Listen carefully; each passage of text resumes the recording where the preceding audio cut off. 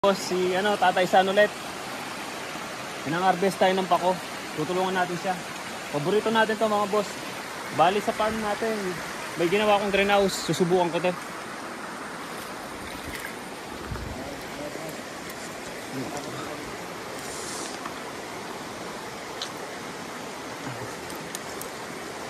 Tulungan natin si tatay mga boss.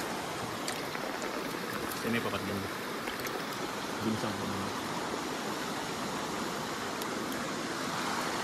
Kasama natin yung anak ni tatay mga boss. Si Boss San, ay Boss Gerald. Tinanong ko siya mga boss. Grade 4 si pagit na yun. Tinanong ko si Boss Gerald. Grade 4 pala siya. Wala daw sapatos. Tinanong ko kung may sapatos. Sabi ko wala. Ay sabi niya wala daw. Pagbalik natin dito, bibili natin siya mga boss. Para may pang-PE siya. May pang-aral. Hello Boss Gerald, okay sa'yo yun? Okay sa'yo, sapatos? Ha? Bili kita sapatos, okay lang? Ha? Uy, Gerald, okay lang, sapatos. Mga boss, okay daw sa kanya. Natang, okay mo, sali ka sapatos. Ha? Kaya na itong panggaral.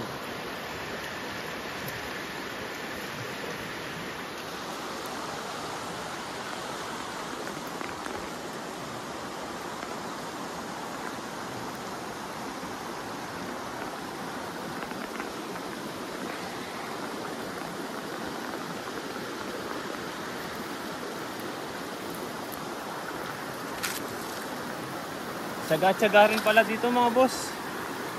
Bago ka pala makarami, matagal. Iikutin mo lahat tong paligid na ito.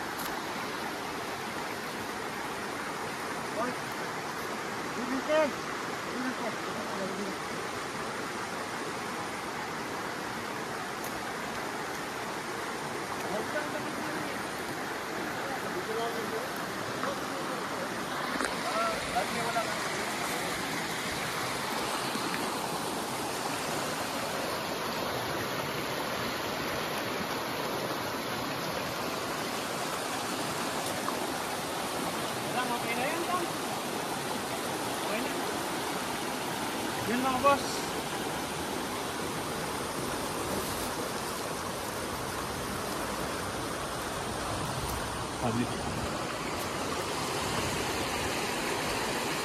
Hindi pala biro yung pag-harvest nila ng pako mga boss. Hindi basta-basta ito. Sabi ko kay tatay okay na ito. Makakarating pa kami banda ron. Malayo pa niyan. Tapos mainit yung mga bato. May madulas din na bato. Ayun si tatay kumukuha pa. Kaya yung mga bumibili ng pako mga boss, ganito siya harvestin. Ganito siya kaproseso. Hindi siya basta-basta kukunin lang. Biruin nyo yan. Pupuntayin nila yun hanggang doon. Ito pa lang yung nakuha ko dito mga boss. Oh. Ganito pa lang karami. Sige mga boss. Mga boss, ito lang yung nakuha natin. Pinatigil ko na sa tatay. Kasi malayo pa yung pupuntahan doon. Mahirap pala yung pag-harvest nito. Hindi basta-basta. Init eh. Paano tayo kapag yung nagbebenta sa palengke? Mga ilang oras nag-harvest yun? Medyo matagal. Kasi yung tayo na eh. I-maintain na tubig eh. Baka makapag-harvest ng marami. Marami pang pako doon tayo? Marami pa. Marami kang ma-harvest, kaso hindi basta-basta, no? Mahal kung mainit. Yun, mga boss, sa mga may paborito dito ako, paborito ko to. Kaya magtatanim din ako doon sa ginagawa kong greenhouse.